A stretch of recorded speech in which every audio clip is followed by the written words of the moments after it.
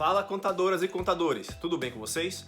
Hoje vocês vão assistir a melhor aula sobre o CPC 02 para exame de suficiência, CNAE, CNPC e concursos públicos. E fica até o final, porque como eu disse lá na capa desse vídeo, tem um ponto aí que geralmente o pessoal pula, não ensina, não mostra como é que é feito. Fica até o final para você não perder e aprender que ponto é esse, porque esse ponto, sim, cai também em provas e é muito cobrado. Antes de mais nada, eu sou o Felipe, sou especialista em concursos públicos, em aprovação para o exame de suficiência, CNAE e CNPC. E caso você não seja inscrito no canal, se inscreve, deixa seu like, comenta aí qual assunto que você quer ver por aqui, que se for um assunto de contabilidade, auditoria, eu vou tirar essa dúvida de você e vou dar essa aula. E eu também peço que você, se puder, siga a gente no Instagram, @CFCAcademyBR, não esquece do BR no final, porque lá eu posto conteúdo diferente daqui, tiro dúvidas de vocês, interajo de uma forma mais próxima, certo? Então segue lá no Instagram também. Eu também peço que você vá lá no comentário fixado e se inscreva na nossa área de membros. A nossa área de membros é um portal com mais de 10 mil questões de contabilidade, auditoria, perícia, contabilidade de custos, voltado para concursos, CNPC, CNAE e exame de suficiência. Lá também está recheado de simulados para você responder, e quando você tiver alguma dúvida e alguma questão, você deixa o comentário na questão que eu vou lá pessoalmente e respondo. Faço tudo para tirar a sua dúvida. Então se inscreve lá, cadastra, é grátis o cadastro, só se cadastrar lá e começar a praticar. Tudo bem? Então vamos agora aqui para a nossa aula, porque vocês vão adorar. É a melhor aula que vocês já viram sobre o CPC 02. E como eu disse no começo, fica até o final para você aprender qual é esse ponto que o pessoal pula e que eu tô te ensinando aqui. Então, vamos lá para a tela do computador. Então, vamos começar aqui a nossa aula do CPC 02, efeitos das mudanças nas taxas de câmbio. A primeira coisa que a gente tem que saber é o que esse CPC diz. Bom, a primeira coisa que ele vai nos dizer, que ele vai nos orientar, é sobre como converter uma demonstração em uma moeda para uma outra. Por exemplo, imagine que você tem sua lojinha aqui no Brasil e ela tem lá o balanço patrimonial dela em real. E tem um investidor lá nos Estados Unidos que deseja investir nessa empresa, na sua empresa. E ele pede, me dá o balanço patrimonial. Você vai dar o balanço patrimonial em real ou em dólar? Bom, em dólar ele fica muito mais à vontade em fazer análise. Então esse CPC diz como você vai fazer a conversão do balanço patrimonial de real para dólar. A segunda coisa que ele diz é como reconhecer transações em moeda estrangeira. Mais uma vez vamos usar o exemplo da sua loja.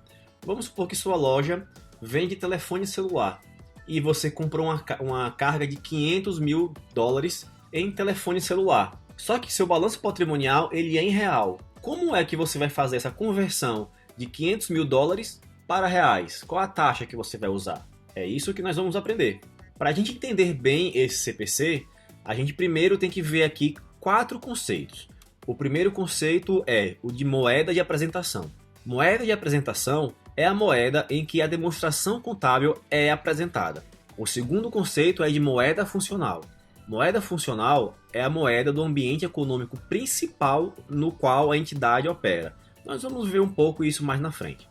Moeda estrangeira é qualquer moeda diferente da moeda funcional da entidade. E itens monetários. O CPC traz um conceito bem complicado de entender sobre itens monetários, mas eu resumi aqui na linguagem bem mais fácil, assim como tudo que eu faço, para ficar bem mastigado para você entender bem. Itens monetários é aquilo que é dinheiro ou algo a pagar ou a receber em dinheiro. Por exemplo, contas a receber, salários a pagar, impostos a pagar, tudo isso é um item monetário. E o que é um item não monetário? Um item não monetário é o que é o contrário do item monetário.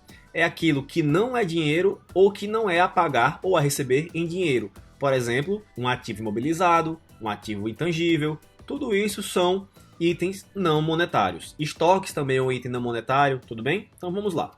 Vamos agora aprofundar um pouco aqui sobre moeda funcional. E atenção, porque esse conceito ele é cobrado em prova, então anota bem o que eu vou falar aqui. Moeda funcional é a moeda que mais influencia os preços de venda de bens, serviços e custos. Traduzindo isso para uma linguagem mais simples, moeda funcional é aquela moeda do país onde você mais apura receitas. Por exemplo, uma loja aqui no Brasil que só vende no Brasil, a moeda funcional dela é o real. Por quê? Porque a receita é em real, o custo do funcionário é em real, ela compra estoques em real. Agora, por exemplo, Imagina uma empresa que está aqui no Brasil, mas que só vende para os Estados Unidos, que os funcionários estão lá, que os insumos são comprados lá. A moeda que mais impacta não é mais o real, é o dólar. Então ela vai emitir suas demonstrações contábeis em dólar. Eu deixei aqui no comentário um link para uma aula só falando sobre moeda funcional. Como você determina a moeda funcional, quais são os pontos que você deve observar para a determinação. Eu não vou falar aqui sobre isso porque é um item que basta você ler que você vai entender. Então vai lá, seja proativo, clica nesse link e leia esse artigo. Bem rapidão, um minuto você lê e entende muito bem. Agora vamos falar sobre a contabilização de uma compra em moeda estrangeira. As questões de concurso, exame de suficiência, KNAI, eles vão abordar esse tipo de conteúdo. Bom, vamos voltar ao nosso exemplo da compra de celulares. A compra de celulares foi no valor de 500 mil dólares. A cotação no dia da operação estava $1 para R$5. Ou seja, você comprar $1, você gastava R$5. Então, convertendo isso para a taxa de câmbio no dia da operação, nós temos uma transação de R$2.500.000. Você vai lançar um débito na conta estoques e um crédito na contas a pagar. Atenção, a taxa de câmbio a ser utilizada é a taxa de câmbio à vista, que é aquela que é do dia da operação. Agora nós já temos contabilizado no nosso patrimônio o estoque do celular e o nosso contas a pagar, em real. Só que esse contas a pagar ele vai ser pago daqui a 30 dias. Essa é a nossa mensuração subsequente. O dólar varia de preço todos os dias. Todos os dias ele sobe, ele desce. Então, como é que eu vou contabilizar isso, já que minha obrigação vai mudar de valor? Já que o dólar era 5 e ele pode ter mudado para mais ou para menos. Como é que funciona isso? Vamos usar esse exemplo aqui para você fixar bem. 30 dias depois, chegou o dia de pagar a fatura. Nesse dia, o dólar deixou de ser R$5 e passou a ser a 5,50. E agora? Bom, vamos recordar aquele conceito de itens monetários e não monetários. Itens monetários é o que é dinheiro ou a pagar em dinheiro. Itens não monetários é o que não é dinheiro e o que não é algo a pagar ou a receber em dinheiro. E por que é importante esse conceito? Porque itens não monetários não sofrem mensuração subsequente de variação cambial. Já os itens monetários sofrem mensuração subsequente de variação cambial. Afinal, se o dólar subiu, o fornecedor não tem nada a ver com isso. A dívida continua 500 mil dólares. Então vamos lá, vamos abrir 3 razonetes aí para você fixar bem essa mensuração subsequente. O primeiro razonete que você vai abrir é o conta estoques. Ele já estava lá aberto com saldo de R$2.500.000, certo? O segundo é o contas a pagar, que também já tinha um saldo de R$2.500.000.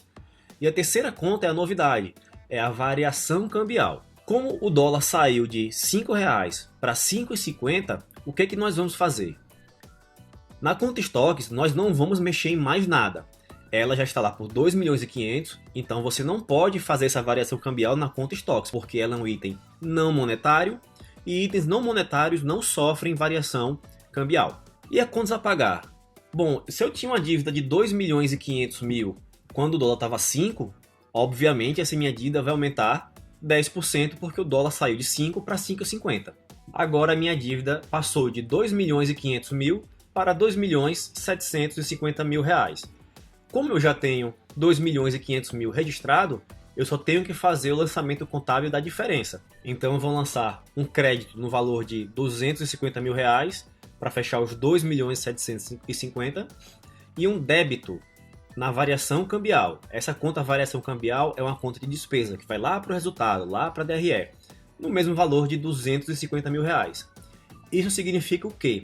Que quando eu for pagar esse meu contas a pagar, eu vou ter uma despesa de variação cambial de R$250.000 por conta da variação do câmbio do dólar. Ah, Felipe, então é só isso que é feito de acordo com o CPC 02? Sim, é só isso. E é justamente isso o que a prova vai cobrar de você. E tem um último ponto aqui que nem todo professor fala, que é o motivo desse vídeo, que é como fazer a conversão de balanço.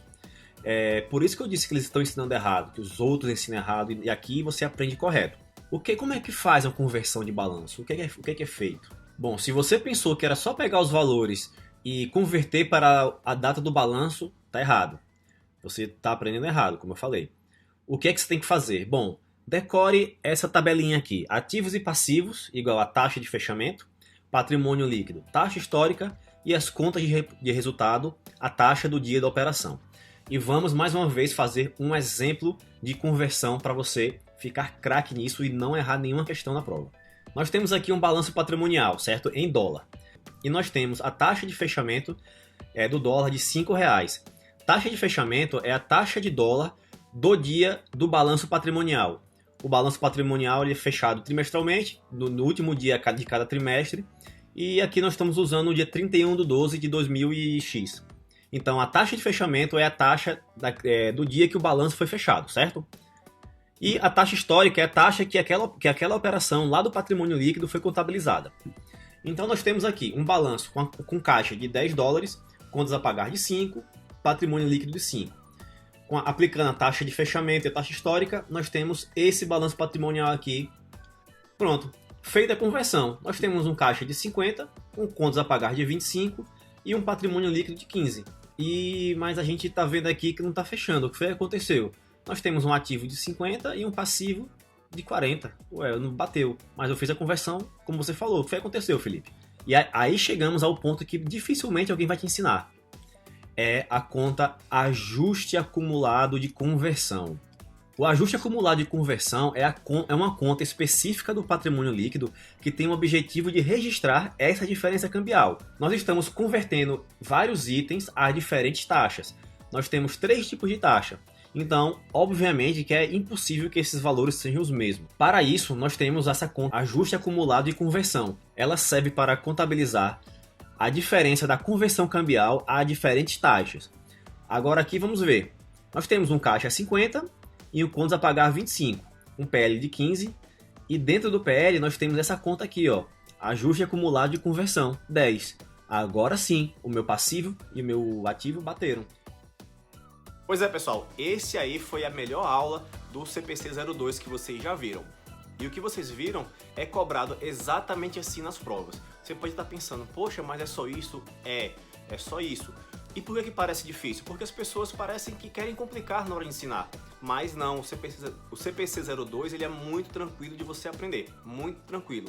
E o que é que você vai fazer agora? Vai lá na nossa área de membros e resolve o maior número de questões, simulados. E quando tiver dúvida, deixa o comentário lá que eu vou tirar sua dúvida. Tudo bem? Então, um forte abraço e até a próxima, se Deus quiser. E como eu sempre digo, até a aprovação!